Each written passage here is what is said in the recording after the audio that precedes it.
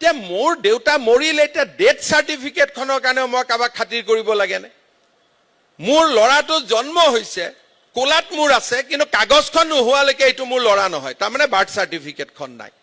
এই যিবিলাক সমস্যা, এইবিলাকে মানুহক চৰকাৰখনৰ পৰা দূৰলৈকে লৈ গৈ থাকে।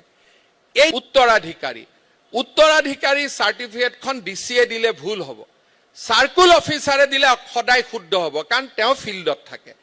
যদি ডিসপিউট নাথাকে, ঘৰৰ মোৰ দেউতাৰ 5জন ল'ৰা ছোৱালী, আমি একেলগে 5জন গৈ ক'লো যে আমি আমাৰ হেৰিডিটৰী, আমাৰ কোনো সমস্যা নাই, আমাক চাৰ্টিফিকেটখন লাগে, তাততো ইনকুৱাৰী কোনো কথা নাই। ইনকুৱাৰীৰ কথা থাকিব যদি মানুহজনে গোপনে আৰু এটা বিয়া পাতি থৈ দিছে, তেওঁৰো ল'ৰা ছোৱালী আছে, তেতিয়াহে ইনকুৱাৰী কথাটো আহিব। যদি অবজেকশ্যন দিয়ে তেতিয়াহে ইনকুৱাৰী কথাটো আহিব।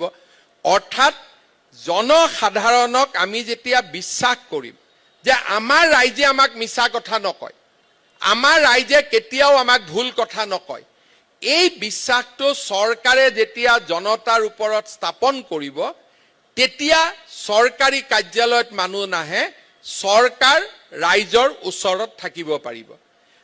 এইবাৰ আমি প্ৰজেক্ট সদ্ভাৱনাৰ সময়ত এনেকুৱা বহুত কাম হাতত ল'ম যাতে circle office, block office, CDC office, এইবিলাকত যাতে আমি বহুত কাম দিব পাৰো আৰু জিলা আয়ুক্তজনে অন্ততঃ সপ্তাহত 2 দিন এই সমজিলাৰ কাৰ্যালয়বিলাকত ইনস্পেকশ্যনৰ কাৰণে যাব পাৰে।